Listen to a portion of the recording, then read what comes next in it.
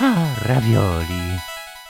Monster Hunter is an action RPG and one of my favorite series of all time that got its start way back on the PS2 in 2004. The first installment was simply called Monster Hunter.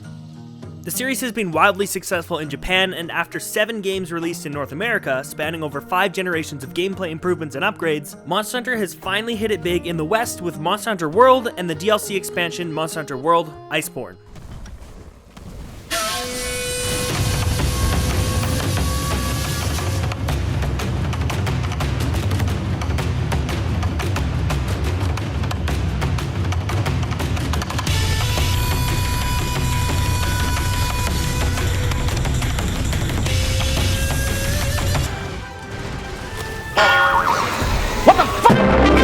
But what actually makes Monster Hunter so good? It's pretty much all in the title, so let's talk about our 2 keywords here, monster and hunter. So you fight monsters, just in case you didn't figure that out from the title of the game, and believe it or not, I've actually had people ask me what you do in the game when I've told them the title. Most of the monsters are dope as hell. The Monster Hunter team does a really good job designing unique and challenging monsters, and all of them have some pretty in-depth ecology that isn't necessarily explained in-game. For example, let's look at the Zinogre. The Zinogre is a hulking wolf-like creature that can use electricity to pummel its opponents into oblivion. A big thunder wolf is cool and all, but looking into it a bit deeper, we learn that the Zinogre has a symbiotic relationship with thunderbugs. The bugs are attracted to the Zinogre's electric capabilities, and in turn, the bugs store electricity, which can charge up the Zinogre's own abilities when it decides to call upon them. We could also look at the Brachydios. It's basically Evil Barney the dinosaur that can use its slime to blast you to smithereens. The Brachydios is covered in a mold that has combustive properties. When the mold is covering its shell, it stays stable, but once it leaves its body, it becomes very explosive. The Brachydios can even use its saliva to accelerate the growth of the mold, and will often lick its pounders to gather more mold for better self-defense. It's cool details like these that take these monsters to the next level. They could easily just design something that looks cool and blows hunters up, but they take the time to make believable reasons for these monsters' crazy abilities. They also have loads of variety in their designs, with over 50 different large monsters in the game. So they nailed the monster portion of the game's title, but what about the hunter side of things?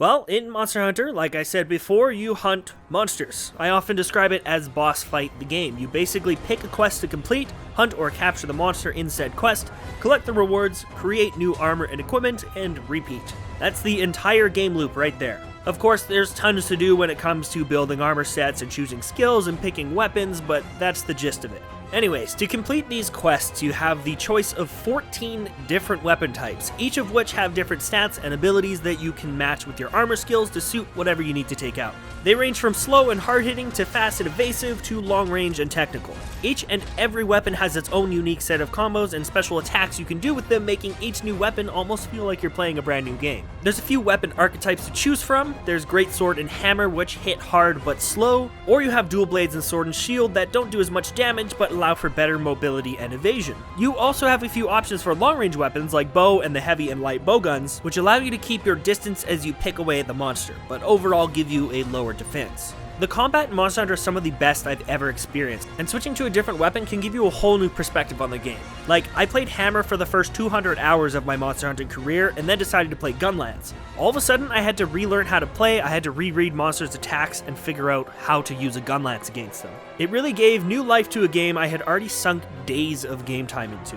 Along with these weapons, there are also some overall mechanics you'll encounter when fighting. Basically, as you hit the monster lots, you can break the monster's parts, sometimes resulting in a knockdown. You can also use blunt weapons to knock out a monster, which works the same as a knockdown, but doesn't require you to break any parts. You just gotta hit the head enough. And then you can also flinch the monster, which will interrupt whatever it's doing at that moment. With the addition of the Clutch Claw into Monster Hunter World Iceborne, you can also grapple onto the monster and send it slamming into a wall, or wound a part on its body to deal extra damage while it's wounded. You can also use environmental traps, or place down man-made traps to immobilize monsters. You can utilize status effects like paralysis or poison, and you can shoot slinger ammo you find in your environment at the monsters to stagger it or deal little bits of extra damage. There's tons of layers to the combat, even just aside from the variety of weapons included. Now, I personally think the above mechanics are way more fun with Hammer, and here's why.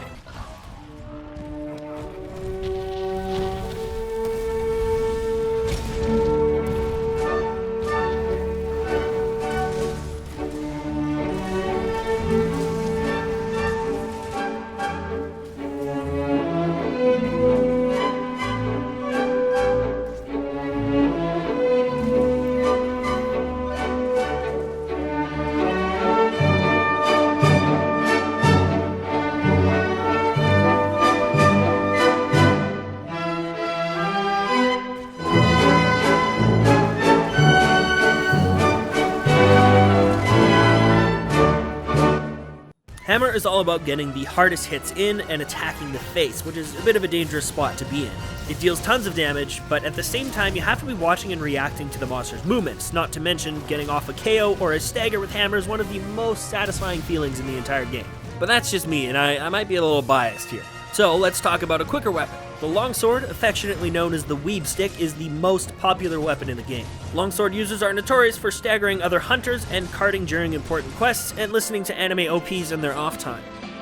Okay, but all jokes aside, there is a reason the longsword is so popular. With fun, fast-paced mechanics and a very solid damage output, the longsword is one of the more combo-heavy weapons in the game. You of course have basic attacks you can do, and as you attack you can fill up your spirit gauge, use a spirit/combo, and boost the level of your sword. This gives you more damage output and the ability to use a few different techniques like the spirit helm splitter or the foresight slash, which acts kind of like a counter. The idea with longsword is to basically never end your combo, and with some of the new mechanics they've added in, you can stretch your combos and continue attacking for a very long period of time. It feels really cool when you manage to get a foresight slash off and avoid taking damage and continue your combo. Not to mention, it just makes you feel anime as hell. Wow, so the monsters are dope as hell, the weapons are dope as hell, this game is perfect, right? Not by a long shot.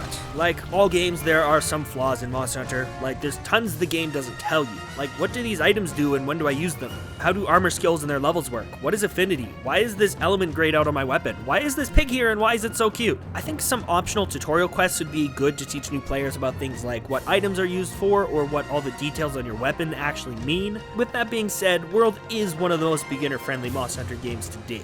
There is also definitely some not-so-great monster mechanics like the newly added Clutch Claw I mentioned before. It gives you the ability to grab onto the monster's face, fire some slinger ammo into its eyeballs, and send it careening into a wall, resulting in a knockover. It's cool, yeah, but this mechanic is mandatory for completing master rank hunts in a timely manner, and it just kills the flow of combat. Everything grinds to a halt so you can get your rocks off and knock the monster down, not to mention half the time the monster is moving around far too much to clutch onto it without you getting knocked off, or the monster decides not to hit the wall at all. I think it was a great idea, but the actual usage is a little bit cumbersome. I kind of wish that there were only specific moments that you could make use of this Clutch Claw, but whatever, maybe they'll improve it in the next game, or, you know, take it out completely. That'd be cool with me.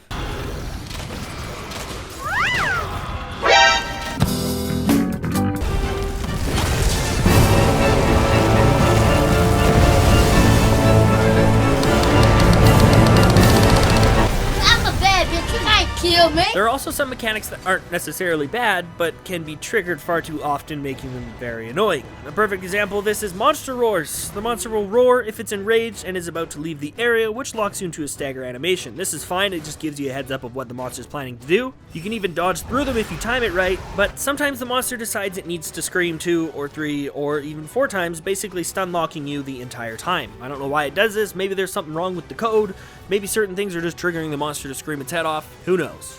This becomes the worst when you've got 2 monsters in the same area. Basically, when you have 2 monsters in the same area, they can start a turf war, which gives you a really cool animation of how these monsters might fight in their environment. But sometimes they decide to just roar back and forth, basically leaving you there just cowering, waiting for them to be finished.